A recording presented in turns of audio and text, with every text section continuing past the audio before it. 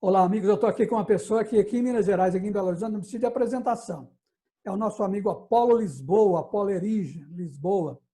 É o projeto mais conhecido da vida do Apolo, que nós podemos dar como assim a marca pessoal dele, é o projeto Manuelzão. Então, eu queria abrir essa entrevista pedindo ao Apolo que falasse um pouquinho sobre o Manuelzão, como é que está hoje, como é que foi, uma rápida passada sobre o Manuelzão, porque eu quero entrar depois na atualidade. Apolo, um abração para você e um prazer muito grande falar com você aqui. O prazer é meu, Rubem. O projeto Manuelzão foi uma saída que eu encontrei para poder me situar no mundo quando eu saí do PT.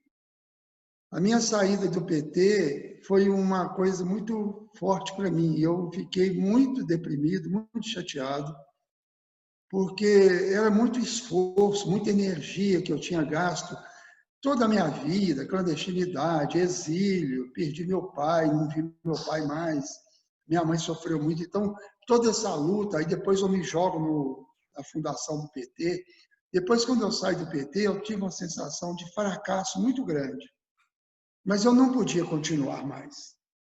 E aí eu fiquei 1 ano, 2, tentando me reencontrar. A minha ideia era o seguinte: se eu entrei no buraco, eu tenho que sair sozinho. E eu falei, eu vou juntar energia e vou sair dessa situação. Eu tive um período assim muito afastado de tudo e eu escrevi um livro sobre um golpe contra o Banco do Brasil dado por uma pessoa lá de Montes Claros.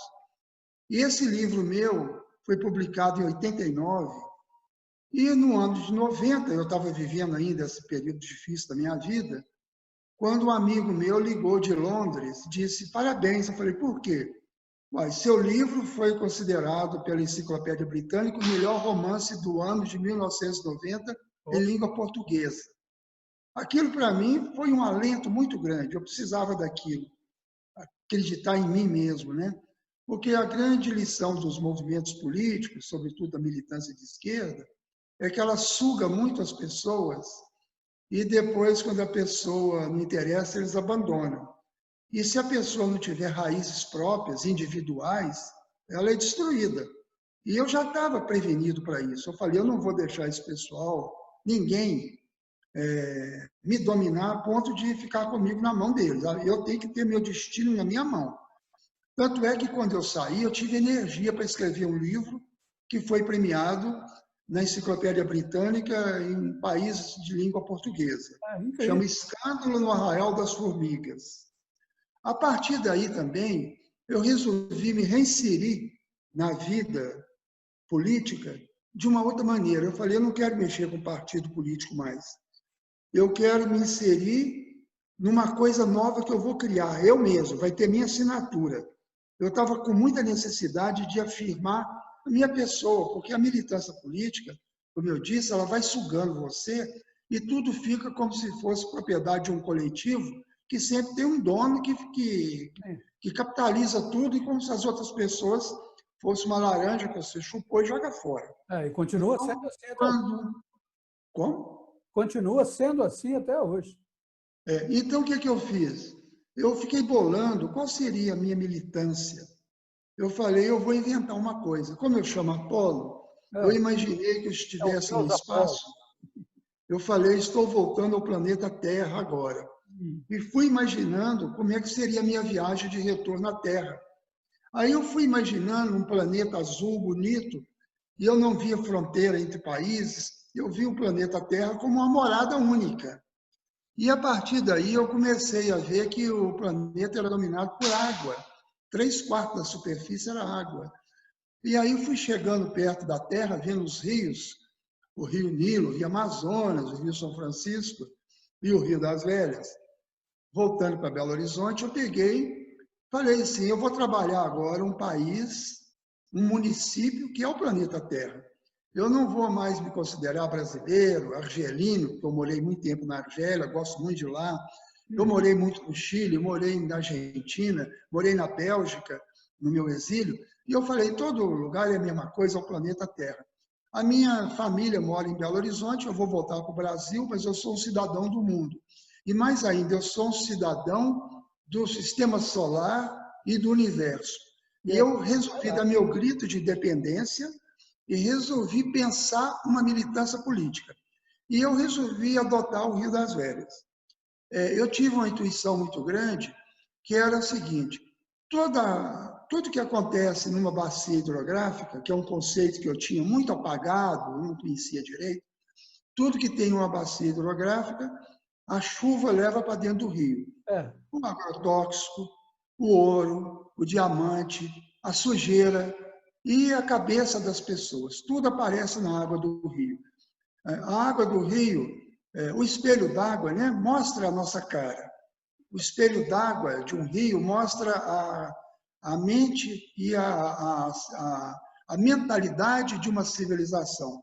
Uma civilização que destrói um rio, que joga esgoto no rio, que o peixe morre, e que está cercado de pessoas pobres, passando fome, que tem mortandade de peixe toda hora, é uma sociedade que está suicidando, morrendo, porque ela não cuida da sua água.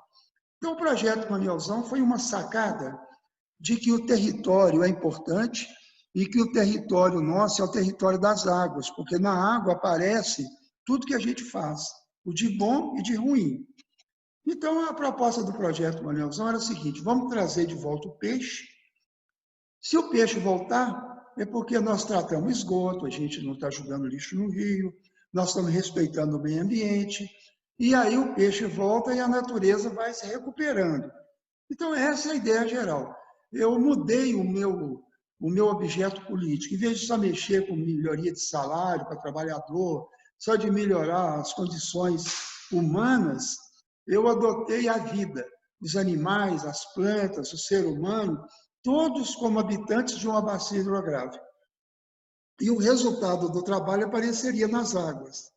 A água, como diz o Camões, né, e como diz o Fernando Pessoa, o mar reflete o céu. A água reflete as coisas transcendentais. E eu vejo na água a forma de religar o homem com a natureza. E a minha religação com o planeta Terra, ela é muito forte e me religou também com as pessoas, e eu passei a ter o pensamento próprio. Hoje eu faço na política e no meio ambiente, eu escrevo coisas da minha cabeça. Eu não sou mais dominado por um efeito manada que vai levando as pessoas por uma ideologia como se fosse uma boiada. Hoje eu sou um indivíduo, um cidadão independente que pensa com a própria cabeça, que não tem medo dos erros, que faz autocrítica toda hora, que estuda e que está aberto a ouvir as ideias dos outros também. Paulo, eu queria, antes de passar para um outro tema, eu queria só ver como que está o projeto, como está o Rio das Velhas hoje. Porque quem está mais longe, né, nós temos pessoas do Brasil todo, quem está mais longe talvez não entenda bem o que foi o projeto. Foi a revitalização de um rio muito importante que tem aqui, que corta a região metropolitana e vai desaguar no Rio São Francisco, que é o Rio das Velhas. Que tem nascente em Ouro Preto. Ele nasce em Ouro Preto? Na Cachoeira das Andorinhas. Porque... No alto de Ouro Preto. A parte de baixo de Ouro Preto é a bacia do Rio Doce. A parte alta, lá do São Sebastião, São Benedito, a parte de trás de Ouro Preto, que vai para Itabirito, já é Rio das Velhas. Porque o Rio das Velhas ele vem traçando, ele passa por Sabará, né? Depois, claro. Eu não sabia que ele começava em Ouro Preto. Aí passa por Itabirito, São Bartolomeu, Itabirito, depois vai Rio Acima, depois Raposo, Nova Lima e pronto, Sabará e Belo Horizonte, Santa Luzia, e vai para Sete Lagoas e vai para o Rio São Francisco. É um rio tortuoso, eu já vi de avião, ele parece uma cobra. Ele tem 804 quilômetros de extensão, 804 com as curvas. Sim. E como está ele hoje? Como está o... Olha, o Rio das Velhas, ele atingiu a melhor situação, com a gente lutando pela revitalização, né? A melhor situação a gente atingiu quando a Meta 2010 cumpriu seu objetivo e a gente nadou no Rio das Velhas, lá em Santo Hipólito, logo pertinho ali de Curvelo. Eu me lembro disso. Foi um projeto muito grande, mas depois disso, o governo estadual, né, já depois na segunda gestão do Aécio Neves, na gestão do Anastasia, Eles viram o sucesso do Rio e começaram a fazer muita propaganda, mas não assumiram mais o Rio. Deixaram perder uma coisa que já estava conquistada. Então, o Rio teve um retrocesso. Mas se não fosse aquele movimento nosso, o Rio estaria muito pior. O Rio das Velhas é um rio mais importante de Minas Gerais do ponto de vista político, né? Belo Horizonte é a única região metropolitana do Rio São Francisco. Então, você imagina o problema aqui, que aqui tem muita mineração. A mineração tira a água dos rios, tira a água das nascentes para poder minerar no seco, né? As cavas têm, às vezes, 300 metros, 400. E tem também os esgotos de Belo Horizonte. A Copasa, apesar de cobrar para tratar o esgoto, ela cobra e joga o esgoto no rio. Metade do esgoto de Belo Horizonte e mais da metade da região metropolitana cai todo no Rio das Velhas. Então, você vê, isso acaba matando os peixes, dá mau cheiro, e tem muitos animais que bebem essa água, né? É uma pena, né? Mas o rio resiste, e o projeto Manuelzão jogou muita semente. Tem muita gente que adquiriu consciência ambiental. Hoje mesmo eu recebi 3 convites para fazer palestra, 3 convites para fazer debate. O projeto Manuelzão tem muita força, porque ele semeou uma coisa com muita convicção. É por isso que eu fiz questão de abrir esse debate aqui, porque a gente tem exemplo no mundo, né? Tem exemplo no Rio Sena, nós temos vários exemplos no mundo, se eu for citar aqui eu não vou lembrar, de rios que foram revitalizados.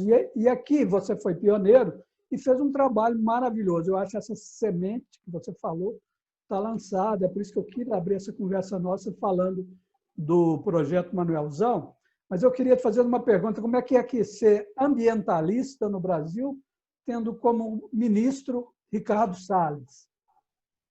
Eu acho o Ricardo Salles uma tragédia, né? É uma pessoa sem cultura geral, é uma pessoa que não tem o ideal de ver o país melhor. Então, assim, ele quer ganhar dinheiro, porque ele se ligou ao pessoal do agronegócio, que é um pessoal que tem muito dinheiro, muito poder, e também porque muita gente não entende o que é defender meio ambiente. Tem muita gente que não entende o que seria uma mudança do meio ambiente. Você não vai mudar o meio ambiente só reciclando garrafa PET, só limpando o seu quintal, só limpando a praia, catando lixo aí na rua. O meio ambiente não é jardinagem, não é faxina. O meio ambiente é uma nova economia mundial. A única forma de você parar com a degradação e ter um mundo que vai melhorar na situação ambiental é você ecologizar a economia. Eu queria pegar um tema aqui, porque o Apolo ele é muito atuante também na rede social, ele tem uma página no Facebook, ele faz as mensagens dele, e o Apolo do dia lançou uma ideia que eu achei interessante. Ele quer criar uma palavra nova na bandeira do Brasil. É isso mesmo, Apolo? Como é que seria isso? Não, eu conheci o Hans Donner, que é aquele cara que produzia aquelas imagens bacanas da Rede Globo, né? O Hans Donner, eu encontrei com ele em Tiradentes, no Fórum do Amanhã, já com o meu amigo Ralph, e eu sempre sou convidado para fazer palestra lá no Fórum do Amanhã. E o Hans Donner apresentou lá uma bandeira do Brasil com layout diferente. Ele acha que aquela faixa, Ordem e Progresso, ela cai muito para as beiradas, ela é para baixo. E ele pegou, mudou um pouco a estrutura dela, ela ficou um pouco assim, para cima daquela bola, e dando a impressão de alto astral. E ele pegou a frase dos positivistas, do Augusto Conte, que era amor, ordem e progresso. E eu não sei porquê, os militares que fizeram o golpe republicano, eles tiraram da frase do Augusto Conte a palavra amor. Ficou só ordem e progresso. Aí eu falei, ótimo, por que eles tiraram o amor? Será porque são machistas? O amor a bandeira é a base de tudo da bandeira. Ela chegou a ter esse desenho? Não, eu acho que eles não chegaram a colocar o amor. Não chegou. Eles puseram só ordem e progresso. Agora, a frase é amor, ordem e progresso. Essa coisa Amor como mesmo. base, amor como princípio, A ordem como base e o progresso como objetivo, uma coisa assim. Então, não sei por quê que eles subtraíram e nós descobrimos que eles tiraram o amor. Isso não foi por acaso, eles não puseram o amor na bandeira. Talvez isso explica a maldade da República. A República foi feita com os donos de escravos, você sabia? Os donos de escravos apoiaram o golpe contra a República para se vingar do Dom Pedro II, porque eles perderam os escravos. Para se vingar do Dom Pedro, eles foram a favor da República. Mas eles não eram republicanos, eles eram conservadores, coronéis, e a República nasceu conservadora por causa disso. Por isso que tiraram a palavra amor. Foi o primeiro golpe que teve no Brasil, né? Afinal de contas, a República foi. Teve outras tentativas, mas foi o primeiro golpe. Aliás, o Brasil é feito de golpe, né? O primeiro golpe foi contra os índios, né? Os índios receberam os portugueses como caraíbas, como seres extraterrestres, como deuses. Eles não atacaram os portugueses, eles receberam os portugueses com admiração. Aí eles traíram os índios. Depois trouxeram os negros da África para cá. Então foi um golpe contra os direitos humanos, né? Escravizaram os índios e os pretos. Então o Brasil é feito só de golpe e de gente que só pensa em ganhar dinheiro. E eu não sei como é que o Brasil ainda consegue o povo ser tão bem-humorado e ser alegre, né? A cultura brasileira é a esperança. A nossa pandemia é a mais divertida do mundo, né? Porque aqui, todo dia, nós temos uma bomba explodindo, né, Apolo? Nós estamos vivendo um momento assim que está aparecendo muitos movimentos, né? Todo dia surge um movimento novo. Temos aí, somos 70%, 70%, somos 70% é um movimento, tem vários outros aí movimentos aparecendo. Eu não gosto de citar porque eu esqueço na hora de falar e algum fica sem ser citado. Mas eu vi na sua página também um texto seu falando que o Brasil deve ter, sabe o quê? Uma frente das frentes. Como é que é aí, Apolo? Olha, eu acho que ficar querendo forçar as pessoas a caber dentro de uma frente, a gente está caindo dentro da arapuca, porque alguém vai querer dominar a gente. Então, a frente corre o risco de ser uma frente como uma grande conchavo e que ninguém fala nada que presta. É melhor deixar as coisas fluírem com toda a naturalidade. Por exemplo, tem uns grupos que estão muito em torno do PT, então à frente deles. Tem um grupo que está muito próximo do PSDB, do Huck, do Dória, essa turma do PSDB. Então eles se juntam lá, se eles quiserem lutar contra o fascismo mesmo, né, pela democracia, se organizam. Tem uma turma que está se organizando em torno do Ciro Gomes, que se organizem.